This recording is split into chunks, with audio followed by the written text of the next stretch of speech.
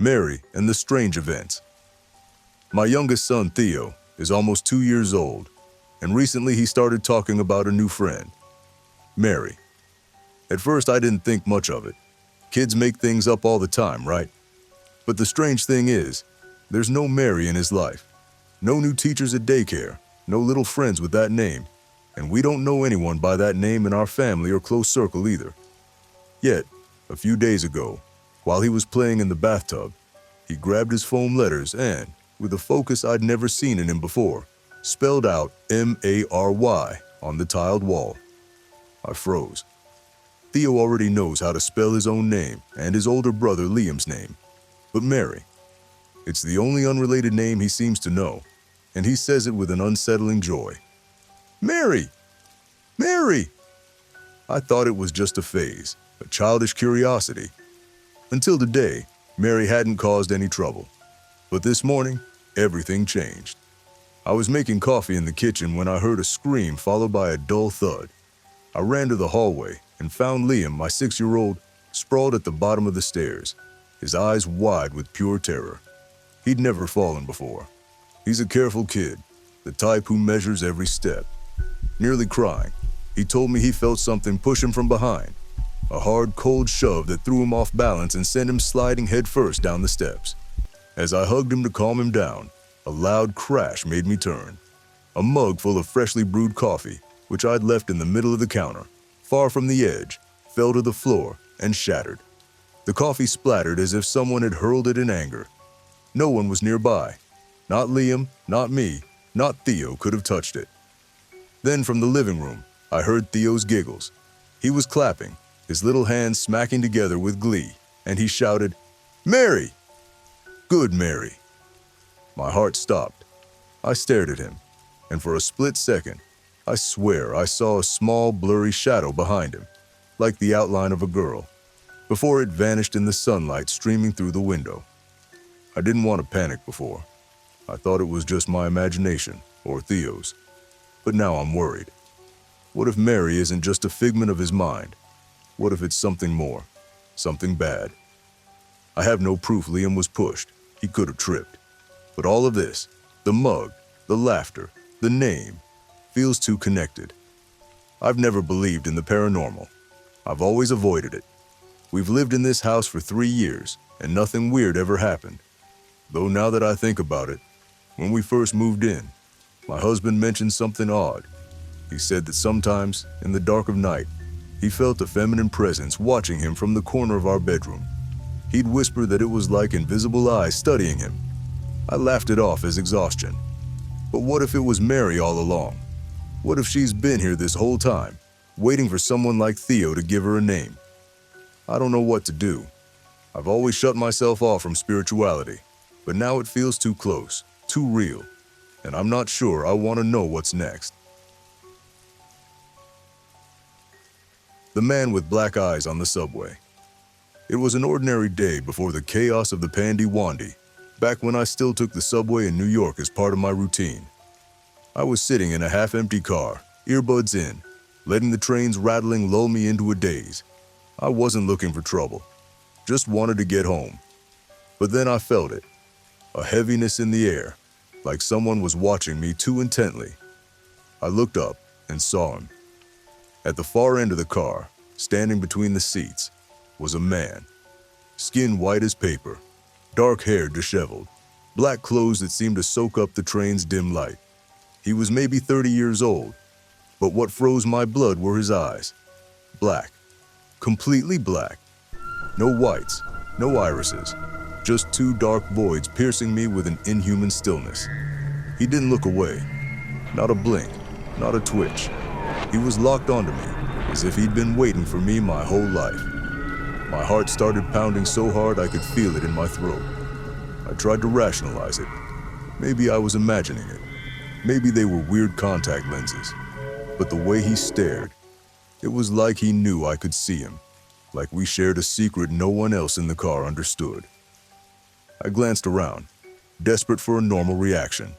A woman was reading a book. A guy slept with his head against the window. Some teenagers laughed loudly. No one else noticed. No one else felt it. But he wouldn't stop staring. and that certainty was tearing me apart inside. It felt paranormal, like something from a dark dream. My mind jumped to the worst. Demonic. A spirit? I don't know. I've always had a kind of radar for strange things. Years ago, I felt a chill in my apartment and knew my roommate had brought home a Ouija board long before she admitted it. I'm Christian, raised on prayers and faith, and my family prays for me every day.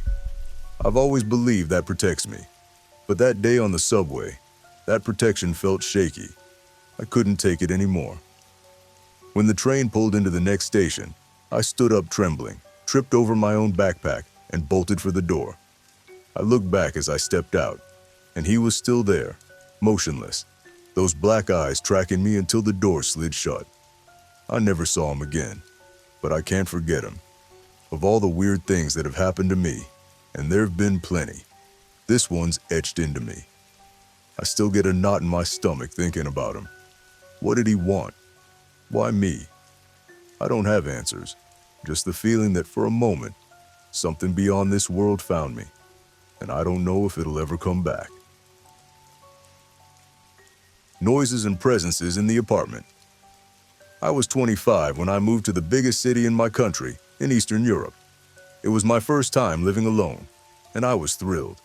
A friend hooked me up with a girl who had a spare room in a quiet neighborhood, decently priced, and just 30 minutes from my cousin's place.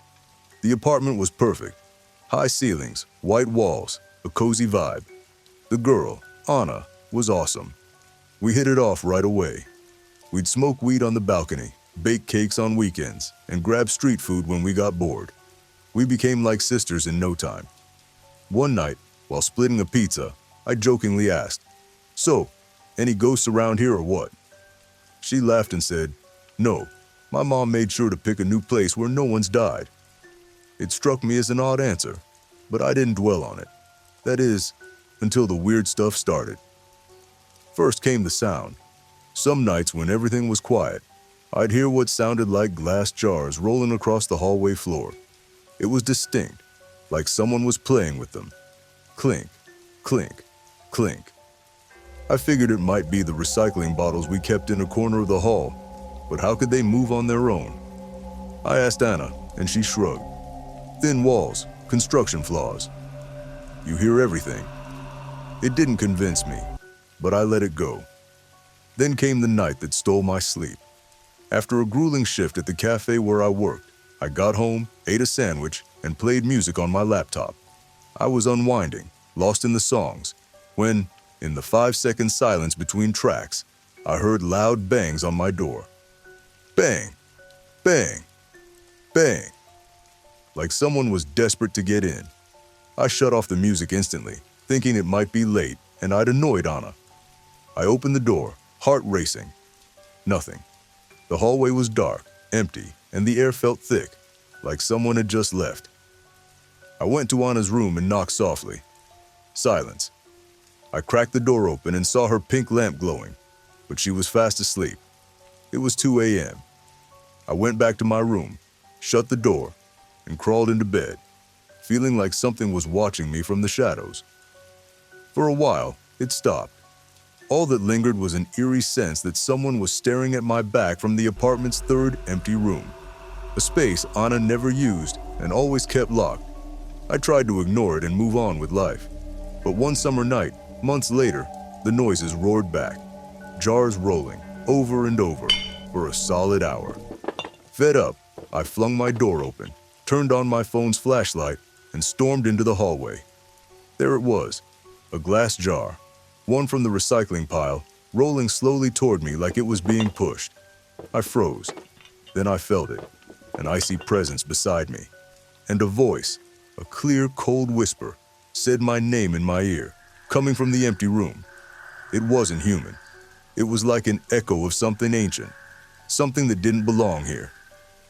The worst came later. Anna went to the countryside with her mom for a few days, leaving me alone. One night, the noises were relentless. Bottles, footsteps, creaks. I was in my room, my safe haven, but I had to use the bathroom. I psyched myself up and said aloud, "I'm not scared of you, stupid ghost." A lie. I was terrified.